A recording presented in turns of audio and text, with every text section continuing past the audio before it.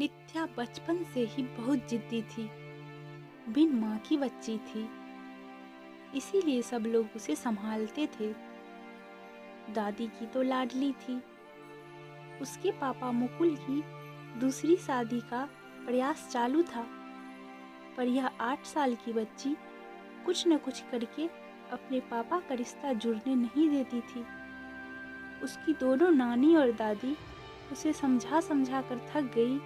बेटा, सभी सौतेली माँ बुरी नहीं होती, और हम हैं ना, तुम्हें अगर तकलीफ दी तो हम उस पर चिल्लाएंगे, डांटेंगे। लेकिन उसके मन में बार बार डर आ रहा था कि सौतेली माँ मुझे तकलीफ देगी, पापा भी उसका ही सुनेंगे, और उसकी माँ की आखिरी याद मतलब उसका मंगलसूत्र, वह भी उसकी सौतेली माँ को दे देंगे। ऐसे उसे लगता था। सभी को टेंशन हो रहा था कि उसे कैसे समझाएं। उसकी माँ मतलब विनीता एक एक्सीडेंट में 2 साल पहले इस दुनिया से चली गई। तब से लेकर अब तक उस बच्ची को सभी संभालते थे, पर उसकी यह जिद जरा ज़्यादा ही थी। कैसे बताएं अभी इसे। उसकी दादी ने उनकी ही मौसेरा भाई की लड़की पसंद कर ली थी। उसकी भी शादी होकर तलाक हो गया था, और उसे एक लड़का भी था। पर यह बच्ची सुनने को तैयार नहीं थी। वह लड़का है, मतलब उससे ही सब प्यार करेंगे, मुझसे नहीं। ऐसा मन में वहम बैठाए वो इस शादी को नहीं होने देगी, ऐसी जिद पकड़ कर बैठी थी। उसके जिद के आगे मुकुल भी नहीं बोल सका। दोनों दादी और नानी काफी चिंतित हो गए। बाद में विनीता की माँ ने समस्या का समाधान निकाला।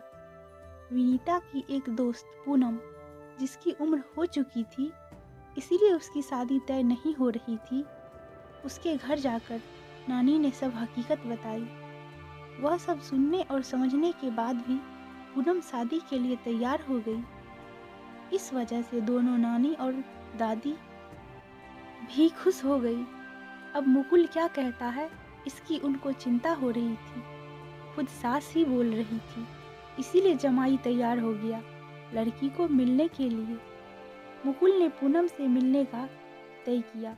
मुलाकात के दिन मुकुल ने पूनम से कहा कि मैं सिर्फ नित्या के भविष्य के लिए और अपनी माँ की इच्छा के लिए तैयार हुआ हूँ।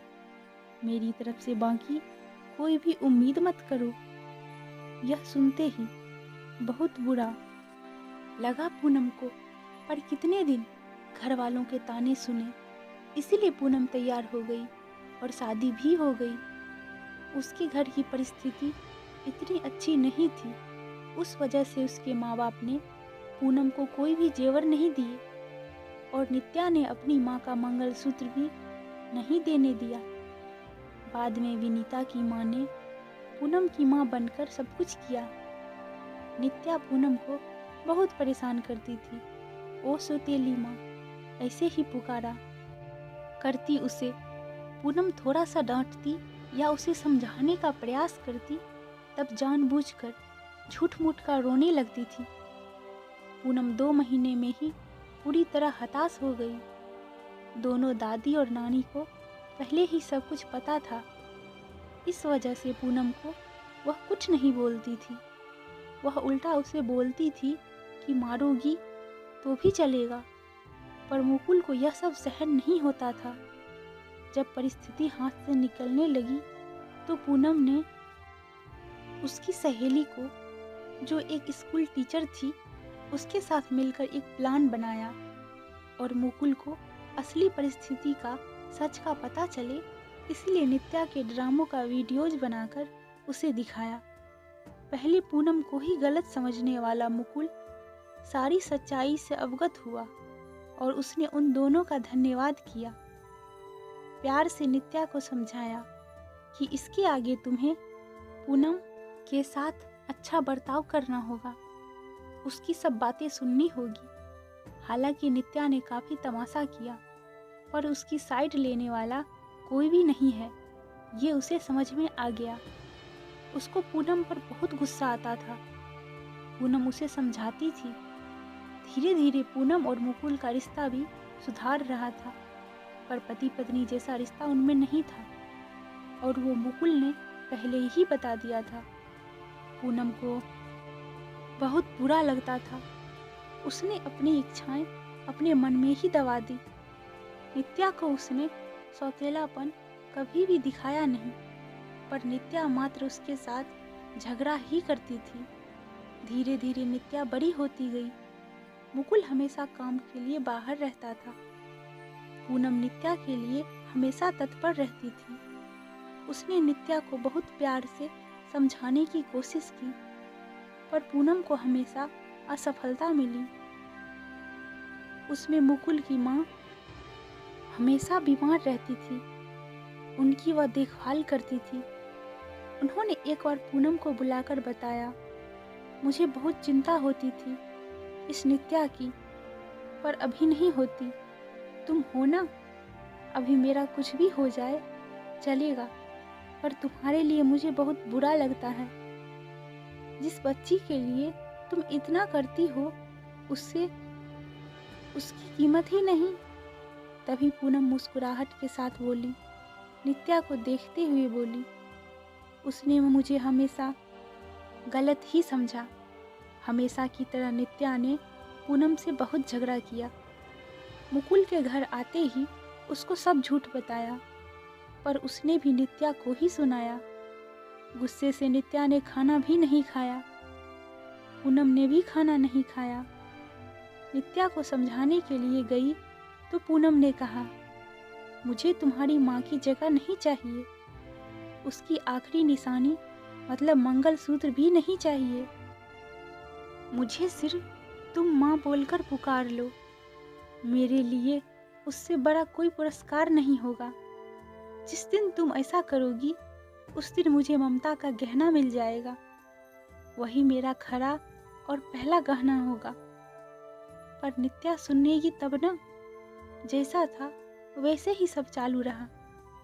कई दिनों बाद दादी की तबीयत बिगड़ी। उन्होंने मुकुल को बुलाया और कहा, पूनम बहुत अच्छी लड़की है, वह कभी भी भेदभाव नहीं करेगी।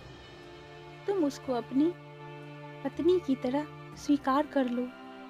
उसकी भी कोई उम्मीद होगी तुमसे, वह पूरा करो। ये आखिरी शब्द बोलकर दादी चल बसी। मुकुल को माँ के वह सब कान में गूंज रहे थे। महीना हो गया, तब भी वही शब्दों का विचार करके गैलरी में शांत बैठा था। उतने में पूनम ने खाना खाने के लिए आ रहे हैं ना, ऐसा बोलकर बुलाने आई। मुकुल का सब्र का बांध टूट गया। वह पूनम के गोद में सिर रखकर बहुत रोने लगा। आज 5 साल बाद पहली बार मुकुल ने पूनम को छुआ। पूनम घबरा गई। उतने में नित्या वहां पर आ गई। इस वजह से वह विषय वहीं पर ही खत्म हो गया। कई दिनों बाद वापस सब नॉर्मल हो गया। दोनों ही अब शरीर से मन से नजदीक आ गए थे। नित्या को समझ आने बाद वह भी जरा अच्छा बर्ताव करने लगी। अभी उसकी 12वीं की परीक्षा थी, इसीलिए पूनम उसके टाइम टेबल सब ठीक से संभाल रही थी। कुल मिलाकर सब अच्छा चल रहा था। ऐसे में उनकी खुशियों को नज़र लग गई। मुकुल का भी एक्सीडेंट हो गया और वह गुजर गया। अभी पूनम और नित्या वो दोनों ही थी एक दूसरे के लिए। जो भी सेविंग थी उस पर घर चल रहा था। पूनम तो ग्रेजुएट नहीं थी, इस वजह से उसे नौकरी मिलने में दिक्कत आ रही थी। छोटी छोटी नौकरी करके वह घर खर्चा चला रही थी। मुकुल की सब सेविंग उसने नित्या के लिए रख दी। अब नित्या को प्यार हो गया था सुमित नाम के लड़के से। इस वजह से पूनम ने उसका प्रेम विवाह करने का सोचा। सब लोग अच्छे हैं, नित्या भी खुश रहेगी, ऐसा उसे विश्वास था। पर सुमित की माँ खड़ूस थी। मुकुल के जाने के बाद उनकी परिस्थिति भी अच्छी नहीं थी। नित्या शादी के बाद ज़्यादा गहने नहीं लाई, इसीलिए ससुराल वाले उसे तकलीफ दे रहे थे। उसकी सास की सहेलियाँ आई थी। नई दुल्हन से मिलने पर तब नित्या की सौतेली माँ के बारे में बुरा भला बोल रही थी। सौतेली माँ है ना, इसीलिए ऐसा जानबूझकर किया होगा। सब कुछ खुद के लिए रखा होगा और बेटी को लंका की पार्वती बनाकर सिर्फ मंगलसूत्र पहनाकर भेज दिया और हंसने लगी। अभी उसका खुद पर नियंत्रण टूट गया। मेरी माँ की आखिरी याद मतलब यह मंगलसूत्र है, जो मेरी इच्छा थी कि मैं इसे ही पहनूं। यह मंगलसूत्र मेरी माँ का आशीर्वाद का हाथ है और मेरी पूनम माँ को बुरा भला बोलने का तुम्हें कोई भी हक नहीं है। आज वह है, इसीलिए मैं हूँ। उन्होंने मुझे बहुत अच्छे संस्कार दिए, डिसिप्लिन सिखाया, संयम और बड़ों का सम्मान। यह सब बातें कोई भी उम्मीद न रखते हुए सिखाया। पापा के जाने के बाद भी उन्होंने कमाए हुए एक पैसा भी खुद पर न खर्च करते हुए सब पैसे मुझे दिए। कभी भी सौतेलापन उन्होंने मुझे नहीं दिखाया। मेरे लिए उन्होंने खुद का बच्चा तक नहीं होने दिया। पर मुझ पागल को कभी यह समझ में ही नहीं आया। उन्होंने मुझे सिर्फ और सिर्फ प्यार किया। मुझसे उन्हें एक ही चीज़ चाहिए थी, जो मैं कभी दे नहीं दे पाई। सब औरतें एकदम सोच में पड़ गई कि आखिर वह कौन सी चीज़ चाहिए थी। उन्होंने नित्या से पूछा, उन्हें क्या चाहिए था? सच में बहुत महंगा गहना होगा, इसीलिए तो उसने इतना एडजस्ट किया होगा। बातचीत हो रही थी, तब वहाँ पूनम आई और औरतें खुसुर फुसुर करते हुए हंसने लगी। पूनम मन में डर गई। नित्या ने ऐसा क्या किया होगा? ऐसा क्या किया जो यह सब औरतें उसे देख रही है? तभी नित्या ने पूनम को गले लगाकर प्यार से माँ बुलाया। दोनों माँ बेटी सब भूलकर एक दूसरे की बाहों में गुम हो गई।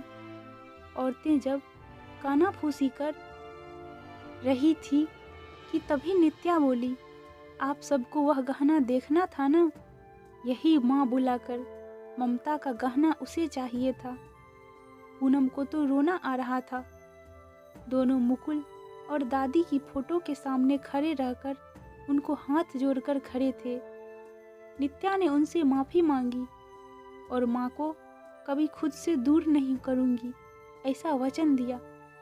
दोस्तों, समाज में कई गलत भावनाएं बनी हुई होती है जो जाने अनजाने बच्चों तक पहुंच जाती है। हमें बच्चों को और खुद को भी इस बात को समझाना होगा कि हर पुरानी बात पूरी तरह या हर किसी के लिए सच या एक समान नहीं होती है। किसी एक का सच दूसरे के लिए झूठ हो सकता है। इसीलिए किसी भी बात को अपने दिल दिमाग में बिठाने से पहले उसकी सत्यता की कसौटी करना बेहद ज़रूरी हो जाता है। कहानी पसंद आए तो चैनल को सब्सक्राइब, वीडियो को लाइक और शेयर करना ना भूलें।